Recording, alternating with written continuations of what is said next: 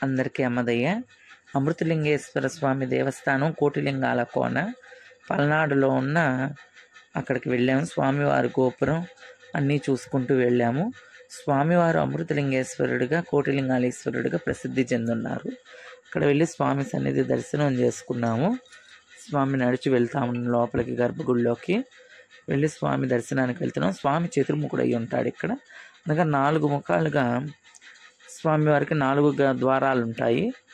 అందుకని చతుర్ముఖుడుగా అని చెప్తున్నాను, చతుర్ముఖం అని.